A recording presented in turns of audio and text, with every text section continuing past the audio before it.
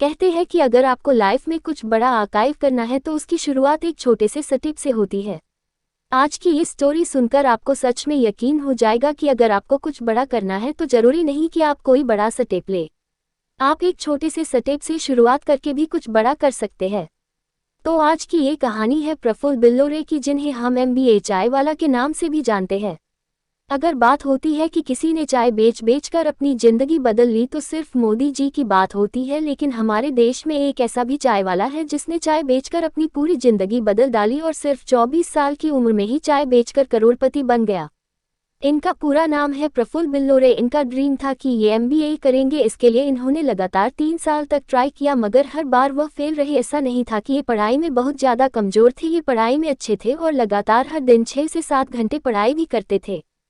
फिर भी वो इतनी पढ़ाई करने के बाद भी वो लगातार 3 बार एग्जाम में फेल हो गए, जिसके कारण वह बहुत ज़्यादा उदास हुए और कुछ दिनों के लिए उन्होंने अपने आप को एक कमरे में बंद कर लिया। वह कमरे में बैठकर सोचा करते थे कि अब मैं क्या करूँगा। उसके बाद वह अलग अलग शहरों में कुछ नया खोजना स्टार्ट किया, जैसे चेन्नई, मुंबई, हैदराबाद। इन सारे जगहों पर उन्होंने सफ़र किया और फिर सोचा कि कब तक ऐसा चलता रहेगा, कब तक मैं ऐसे ही भटकता रहूँगा। अगर जिंदा रहना है तो लाइफ में कुछ तो करना पड़ेगा। फिर उन्होंने अहमदाबाद में मैकडॉनल्ड में डिलीवरी बॉय का काम स्टार्ट कर दिया, जहां उन्हें करीब 1 घंटे के 37 रुपये मिला करते थे। कुछ दिनों बाद उन्हें प्रमोशन मिला और वह वेटर बन गए। उनका कहना था कि उनके किताबें पढ़ने के कंपैरिजन में ये ज़्यादा अच्छा है, क्योंकि हर दिन उन्हें नए लोगों से, नए और विचारों से नए अनुभव मिल रहा था। जब वे मैकडॉनल्ड में जॉब कर रहे थे तो उनके दिमाग में एक बात आई कि बाहर की कंपनियां अगर हमारे देश बर्गर बेचकर अगर इतना ज़्यादा कमा रही है तो क्यों ना मैं भी अपना खुद का कोई प्रोडक्ट चुनूं जो पूरे इंडिया को कनेक्ट करता हो और उसी का बिजनेस स्टार्ट करूं। बहुत ज़्यादा सोचने और समझने के बाद उनके दिमाग में सिर्फ एक ही चीज़ आई, वो थी चाय। और उन्हें पर्सनली चाय बहुत ज़्यादा पसंद भी थे। हमारे देश में बहुत सारी भाषाएं हैं और बहुत सारे अलग अलग लोग हैं, अलग अलग संस्कृतियां हैं, लेकिन एक चीज़ कॉमन है और वो है चाय। भले ही वो नॉर्थ का हो या साउथ का हो, सबको चाय पीना बहुत ही ज़्यादा पसंद है। उनके दिमाग में ये आइडिया क्लिक किया और उन्होंने फैसला किया कि अब वह चाय का ही बिजनेस करेंगे।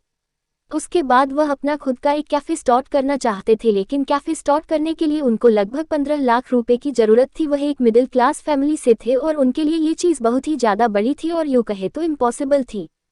फिर उन्होंने सोचा कि जितना है और जैसा है उसी से स्टार्ट करते हैं और खुद से बोला, dream big but start small. और चाय का स्टॉल लगाने का फैसला किया, जिनके लिए उन्हें बर्तन, स्टॉल और दूसरी ज़रूरत सामान चाहिए थी और सामान खरीदने के लिए उनके पास बिल्कुल भी पैसे नहीं थे।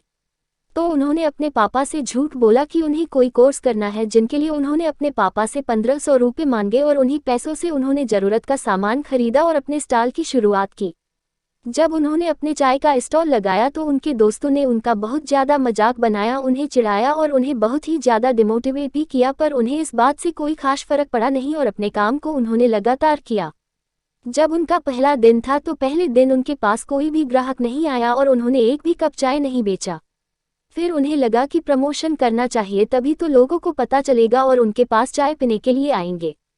तो उन्होंने अपने स्टॉल का प्रमोशन भी किया, लोगों को बताया कि मैंने चाय का स्टॉल खोली है और आप आइए मेरे यहाँ चाय पीजिए।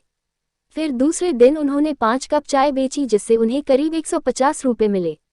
वो सुबह 9 बजे से शाम 6 बजे तक मैकडॉनल्ड में काम किया करते थे और वापस आने के बाद शाम को 7 से 11 चाय बेचते थे। उनके चाय बेचने का तरीका दूसरों से थोड़ा अलग था। वो अपने कस्टमर से अंग्रेजी में बात किया करते थे, इसी कारण वो लोगों की नज़रों में आ जाते थे और हर कोई इन्हें नोटिस भी करता था। लोग सोचते थे कि यार ये लड़का कौन है जो चाय बेचता है और अंग्रेजी में बात करता है। फिर अगले दिन दुकान खुलने से ही पहले कुछ लोग उनका इंतजार कर रहे थे। लोग उनसे मिलना चाहते थे और उनकी कहानी जानना चाहते थे। उस दिन करीब उन्होंने 600 रुपये कमाए। उसके अगले दिन 1200, फिर 4000, फिर 5000, ऐसे ही करके उनकी ग्रोथ बढ़ती रही। फिर जब वह अपने चाय की स्टॉल से अच्छे पैसे कमा रहे थे तब उन्होंने मैकडॉनल्ड की जॉब को छोड़ दिया और पूरे दिन चाय बेचने लगे। फिर कुछ दिन बाद उनके पापा का फ़ोन आया। उनके पापा उन्हें दिए हुए पैसों के बारे में पूछ रहे थे। तब फिर उन्होंने अपने पापा से झूठ बोल दिया, जो कि ये अच्छी बात नहीं है अपने घर वालों से झूठ बोलना। फिर भी उन्होंने अपने पापा से झूठ बोला और किसी लोकल कॉलेज में एडमिशन ले लिया। जब वह कॉलेज में गए उन्होंने देखा कि सब स्टूडेंट्स अपना टाइम वेस्ट कर रहे थे, लोग फालतू की चीज़ें किया करते थे, उन्हें अपने फ्यूचर का भी कोई ध्यान नहीं था। जिनके कारण उन्हें लगा कि अगर मैं भी यहाँ रहा तो मेरा भी समय वेस्ट होगा, इससे अच्छा मैं अपने बिजनेस पर फोकस करता हूँ और उसे बड़ा करता हूँ, और पूरा फोकस चाय की स्टॉल पर लगा दिया। सब कुछ ठीक चल रहा था, लेकिन हमेशा ऐसा नहीं होता। अगर आज आपका अच्छा टाइम चल रहा है तो कल आपका बुरा टाइम भी आएगा। ऐसा ही उनके साथ भी हुआ। उनका बिजनेस जब ग्रो कर रहा था तो आसपास की दुकान वाले जलने लगे और इसी कारण उनकी दुकान को बंद करा दिया गया, जिसके कारण वह पूरी तरह से टूट गए और फिर से अपने डिसीजन पर सोचने लगे कि कहीं मैंने गलत फैसला तो नहीं ले लिया। और वह अपनी पुरानी यादों को याद किया करते थे जब वह लोगों के लिए चाय बनाया करते थे। लेकिन जो उनके अच्छे कस्टमर थे वह उन्हें इंस्टाग्राम पर और फेसबुक पर मैसेज किया करते थे कि आपने दुकान क्यों बंद कर दी, और उन्हें बोला करते थे कि अपना दुकान फिर से स्टार्ट कीजिए। फिर उन्हें लगा कि अच्छा रिस्पांस आ रहा है, क्यों ना फिर से स्टार्ट किया जाए। उसके बाद उन्होंने अहमदाबाद में जगह ढूंढना स्टार्ट किया जहां से उन्हें कोई ना भगा सके, और उन्होंने हॉस्पिटल के सामने एक जगह किराए पर ले लिया जिसके लिए उन्हें 10,000 रुपये हर महीने देना पड़ता था।